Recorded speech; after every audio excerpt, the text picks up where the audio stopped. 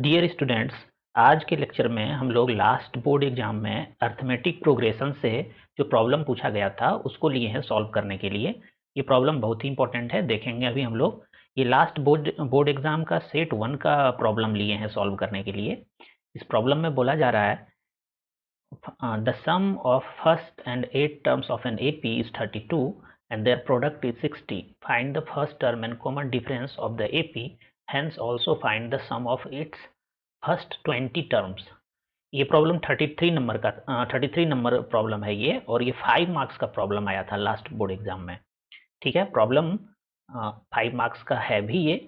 इसको सबसे पहले हम लोग बहुत सावधानी से पढ़ेंगे और समझेंगे कि प्रॉब्लम में क्या क्या इंफॉर्मेशन गिवन है और हमसे क्या क्या पूछा जा रहा है। जैसे अगर आप यहाँ फर्स्ट स्टेटमेंट देखेंगे, the sum of first and 8 terms of an AP, ये बोला जा रहा है। मतलब किसी एपी का फर्स्ट और 8th टर्म का सम 32 गिवन है हमको, और इसी दोनों टर्म का प्रोडक्ट 60 गिवन है। ठीक है, और हमें इस एपी का फर्स्ट टर्म पता करना है और कॉमन डिफरेंस पता करना है।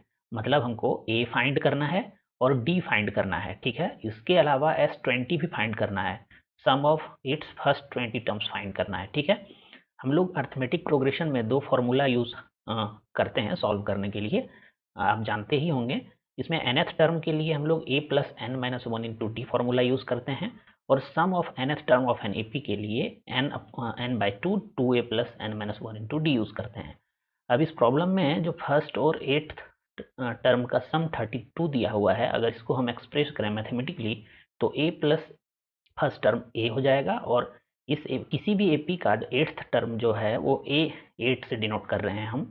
इसी दोनों का सम 32 है प्रॉब्लम में गिवन। ठीक है, अब इसको अगर हम सिंप्लीफाई करें और a8 के लिए अगर इस फॉर्मूला का हम यूज करें तो हमारे पास a plus 8 minus one into d मिल रहा है। ठीक है, मतलब हमारे पास एक इक्वेशन आ रहा है जो कि a और d के टर्म में है। यहाँ पर a भी पता नहीं है हमको और d भी पता नहीं है, कोई बात नहीं।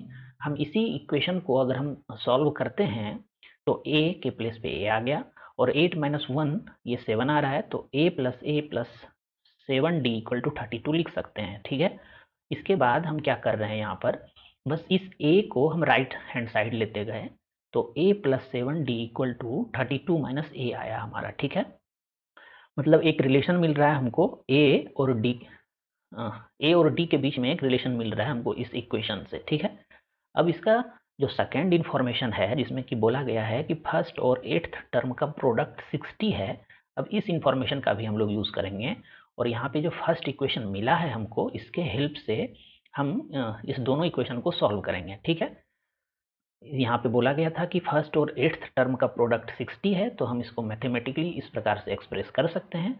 और फिर से हम a8 के लिए इस फॉर्मूला को अप्लाई करें तो a प्लस 7d हो जाएगा, ये इक्वल टू 60 हो जाएगा। इसी को अगर रीअरेंज करें और लास्ट में जो हम लोग a plus 7d equal to 32 minus a लेके आए थे, इसको अगर हम a प्लस 7d के प्लेस पे सब्सटीट्यूट कर दें तो हमारा इक्वेशन कुछ ऐसा फॉर्म हो जाएगा।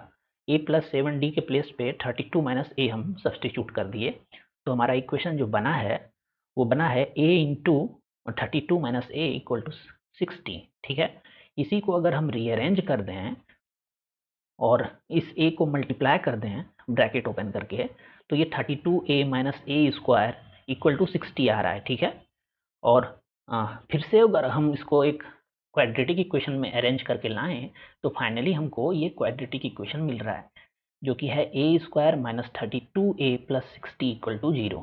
ठीक है, मतलब इस दोनों इंफॉर्मेशन से हमारे पास एक फाइनल इक्वेशन मिला है जो कि a के टर्म में है, लेकिन ये क्वाड्रेटिक इक्वेशन है। ठीक है, मतलब इस क्वाड्रेटिक इक्वेशन को अगर हम सॉल्व कर लें तो हमको a का वैल्यू मिल जाएगा, मतलब first term of this AP हम लोग फाइंड कर सकते हैं। ठीक है, अब इस क्वाड्रेटिक इक्वेशन को हम लोग सॉल्व करेंगे और फर्स्ट टर्म इस एपी का फाइंड करते हैं। ठीक है, अब इस क्वाड्रेटिक इक्वेशन को सॉल्व करने के लिए आप जानते होंगे कि इस 32 मिडिल टर्म जो है इसको स्प्लिट करते हैं हम लोग, तो इसको हम स्प्लिट कर रहे हैं 30a माइनस 2a में। ठीक है, तो a square minus 30a minus 2a plus 60 equal to 0 आया है। अब इस दो टर्म से हम अगर a कॉमन ले लें तो a माइनस 30 यहाँ पर भी बचेगा, और इस दो टर्म से हम -2 कॉमन ले लें तो a माइनस 30 यहाँ पर भी बच रहा है। ठीक है। अब इस दोनों टर्म से अगर हम a माइनस 30 कॉमन ले लेते हैं तो इस फर्स्ट टर्म में a बचेगा और इस सेकेंड टर्म में -2 बचेगा। तो फाइनल हमारे पास ये मिल रहा है a minus 2 into a minus 30 equal to 0। ठीक है, क्वाड्रेटिक इक्वेशन आप सॉल्व किए होंगे और यहाँ से a का दो वैल्यू पॉसिबल है, either a minus 2 equal to 0 होगा या फिर a माइनस 30 इक्वल टू 0 होगा। अगर a माइनस 2 इक्वल टू 0 होता है तो a इक्वल टू 2 वैल्यू मिल रहा है हमको, और अगर a माइनस 30 इक्वल टू 0 होता है तो a इक्वल टू 30 मिल रहा है। मतलब क्या है कि इस AP का हमको दो फर्स्ट टर्म मिला है। फर्स्ट टर्म 2 भी हो सकता है और फर्स्ट टर्म 30 भी हो सकता है। ठीक है, अब हम इस दोनों केस को लेकर चलेंगे और a इक्वल टू 2 के लिए और a इक्वल टू 30 के लिए दोनों के लिए हम कॉमन डिफरेंस फाइंड करेंगे। और कॉमन डिफरेंस फाइंड करने के लिए जो फर्स्ट स्टेटमेंट था इस प्रॉब्लम का, उसी एक्सप्रेशन का हम लोग यूज करेंगे। फर्स्ट पेज में जो हम लोग एक्सप्रेशन यूज किए थे a plus 7d equal to 32, यहाँ अगर हम a इक्वल टू 2 सब्सटीट्यूट करें तो 7d equal to 32 minus 2a मिल रहा है, मतलब माइनस 2a मिल रहा है, मतलब 2 इंटू 2 मिल रहा है, मतलब -4 मिल रहा है। और फाइनली हमको d इक्वल टू 28/7 मिल रहा है, जो कि 4 दे रहा है वैल्यू d का। इसका मतलब है कि अगर हम a इक्वल टू 2 लेके चले थे तो हमको d का वैल्यू 4 मिला, और अगर a इक्वल टू 2 है और d इक्वल टू मतलब कॉमन डिफरेंस इक्वल टू 4 है तो AP जो हमारा फॉर्म होगा वो होगा फर्स्ट टर्म 2 होगा, next term 2 plus 4 that is 6 होगा, और इसका नेक्स्ट टर्म 6 प्लस 4 10 होगा। मतलब इस प्रकार का एक AP हमको मिल रहा है। वहीं पर a इक्वल टू 30 अगर हम लेके चलें और फिर इसी फर्स्ट स्टेटमेंट में या इसी इक्वेशन में a इक्वल टू 30 सब्सटीट्यूट कर दें तो यहाँ पर हमको d का एक अलग वैल्यू मिल रहा है जो कि -4 मिल रहा है। ठीक है, इसको अगर हम सॉल्व करते हैं तो ये -4 देगा हमको। और यहाँ पर अगर AP फॉर्म करें तो फर्स्ट टर्म हमारा 30 था और यहाँ से कॉमन डिफरेंस -4 मिला है, तो इसका नेक्स्ट टर्म फर्स्ट टर्म 30 हो गया, और क्योंकि इसका कॉमन डिफरेंस नेगेटिव है तो इसका नेक्स्ट टर्म 30 माइनस 4 होगा जो कि 26 दे रहा है, और इसका नेक्स्ट टर्म 22 हो रहा है। मतलब हमको फर्स्ट टर्म भी AP का 2 मिला है और इस दोनों फर्स्ट टर्म के लिए कॉमन डिफरेंस भी 2 मिला है।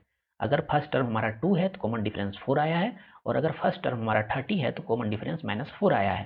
ठीक है, ये हो सकता है दो AP मिल सकता है हमको, क्योंकि हम सेम कंडीशन के लिए 2 AP मिल रहा है। अब हम लोग a और d तो फाइंड कर चुके हैं, जिसका दोनों का वैल्यू दो वैल्यू आया है। a का वैल्यू 2 भी हो सकता है और 30 भी हो सकता है, और d का वैल्यू 4 भी हो सकता है, -4 भी हो सकता है। ठीक है, अब हम लोग इसका जो लास्ट में ये था सम ऑफ 20 टर्म हमको फाइंड करना था, मतलब S20 फाइंड करना था इस AP का, वो हम लोग फाइंड करने के लिए इस दोनों AP को लेंगे, क्योंकि हमारे पास 2 AP मिला है। ठीक है, तो हम इसके लिए ये फॉर्मूला यूज कर लेंगे Sn equal to n upon 2a plus n minus 1 into d, और a इक्वल टू 2 और d इक्वल टू 4 के लिए अगर हम ये फॉर्मूला अप्लाई करें तो n 20 के लिए अप्लाई कर रहे हैं, हम 20 टर्म का सम फाइंड करना है हमको। तो अगर इसमें आप सब्सटीट्यूट करेंगे n का, a का और d का वैल्यू तो आपको 20/2 मिलेगा, और 4 प्लस 19 इंटू, क्योंकि 20 माइनस 1 19 हो जाएगा, 19 इंटू 4 जो इसका कॉमन डिफरेंस है। 4 प्लस 19 इंटू 4, ये 4 प्लस 76 दे रहा है हमको, और 20/2 10 मिलेगा हमको।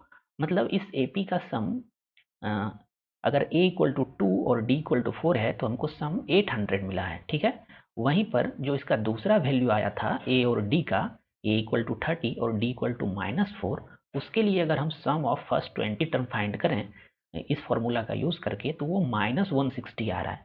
ठीक है, इसीलिए ये प्रॉब्लम 5 मार्क्स का था, क्योंकि यहाँ पे 2 AP मिल रहा है हमको सेम कंडीशन के लिए।